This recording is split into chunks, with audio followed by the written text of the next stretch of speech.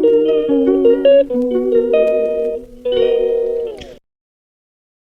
Guys जय जगन्नाथ आज more new video को आपको स्वागत करुच्ची। आपण हाँ सन्धार कुआड़े जाऊे मत तो भोक प्रबल सन्धार लगे पकेट टा ना कौन करा एटीएम थी 1000 2000 चलो एटीएम को चलो एटीएम को गली से 1000 टଙ୍କା उठेली तापर आपण नालकर विश्वकर्मा प्रसिद्ध विश्वकर्मार किसी आदिवासी स्टल आउटे किसी खाଇବା स्टल मत पड़ी मुझे शुणा पाइली कहली चलतु धीरे धीरे एटीएम पैसा उठे जावा से बुलिया कौन कौन पड़ी आसे पुणी घरे पुणी कहवा कौन कौन पड़ी पुणी एम बुलीजे आउ तार मुह हुंडा पर मुहटा को देखी देखी धीरे धीरे चलिया लगे गला पड़ा नालकर जो हॉस्टेल आरएसएस जेन हॉस्टेल तो धीरे धीरे जावाक लगे ये भी लाइट देखा देखूँ टे लाइट देखा ये बोली तो धीरे धीरे मुहटा को देखी चलिया लगे करन जोर पाउच करी आ गोटे कथा जब नुआ वीडियो को like and share and subscribe करदे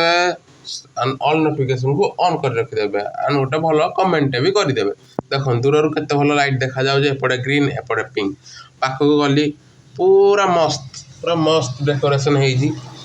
धीरे धीरे जावाक लगे देखो भल डेकोरेशन टा मस्त है मस्त मस्त ये डेकोरेशन मुझे केवल कर मुझे करनी तो मुझे करें तो धीरे धीरे जावाक लगे ये डेकोरेशन देखिकी मो मुंड बुलाऊला मुझे कहली हौ आपर धीरे धीरे मुहड़ा को देखी चारिपट डुंगी डुंगी डुंगी डुंगी भीतर को जावाक लगे देखु देखले मस्त है किए कर डेकोरेशन मुझे करनी तापर ये आदिवासी भाई मैंने आदिवासी ड्रेस पिंधि नृत्य बोधे बाहर से मुझे ठीक से जानी भीतर को पशिला एपटे भी दुकान पड़ी था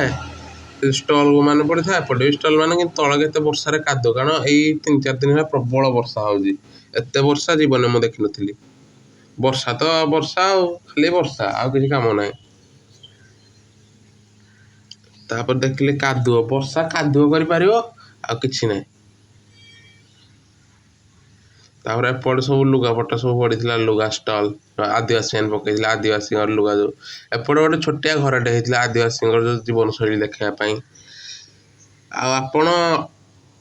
आदिवासी मान जीवन शैली जाना do comment down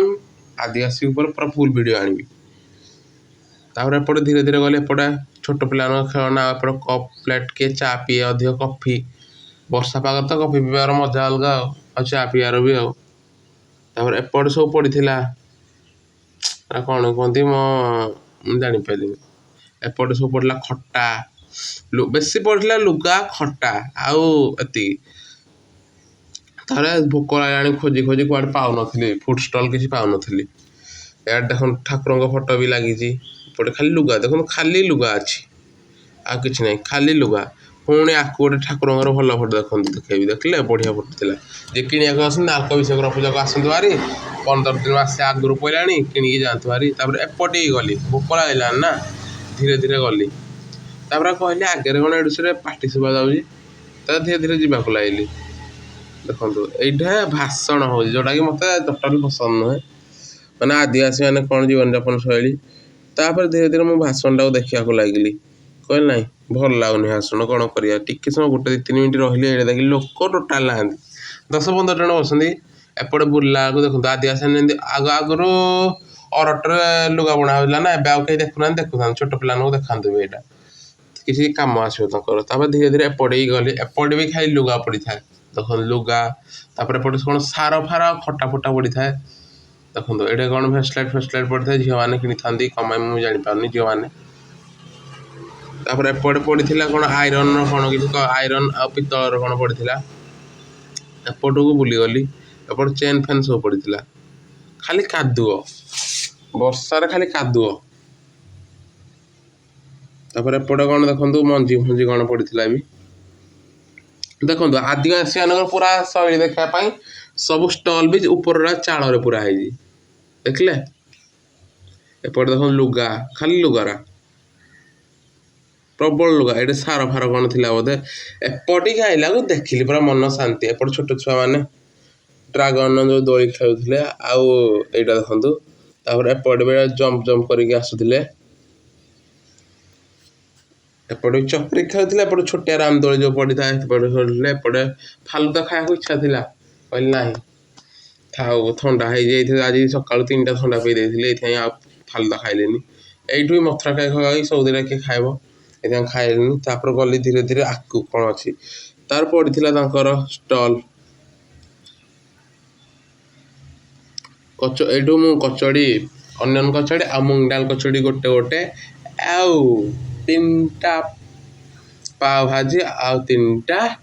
chole bhature ମୁଁ ମଗାଇଦେଲି। ଏତକ ହେଇଗଲା 600 ଟଙ୍କା। ମୁଁ ଏଇଠି ଜାଣିନଥିଲି କି ଘରେ କହିଥିଲେ 500-600 ନେବେ ବୋଲି, ମୁଁ କହିଲି ଏତେ କ'ଣ ନେବେ, ଦେଖିଲା ସତରେ 600 ଟଙ୍କା ନେଇଗଲେ। 3ଟା ଛୋଲେ ଭଟୁରେ 300, ପାଓ ଭାଜି 200 ଆଉ ଇଏ 200, 700 ଟଙ୍କା କଟିଗଲା। ତାପରେ ଆଉ କହିଲେ ଆଉ କିଛି କିଣିପାରିବିନି, 1000 ଟଙ୍କା ଆଣିଥିଲି 300 ଟଙ୍କା ବଳେଇକି ନେଲି। ଏତିକି ଜିନିଷକୁ ଦେଖନ୍ତୁ, ଖାଲି ଆଗ ମୋର ଆସିଗଲା କଚଡ଼ି, ଅନିଅନ୍ କଚଡ଼ି ଆଉ ମୁଗ ଡାଲ କଚଡ଼ି, ତାପରେ ଏପଟେ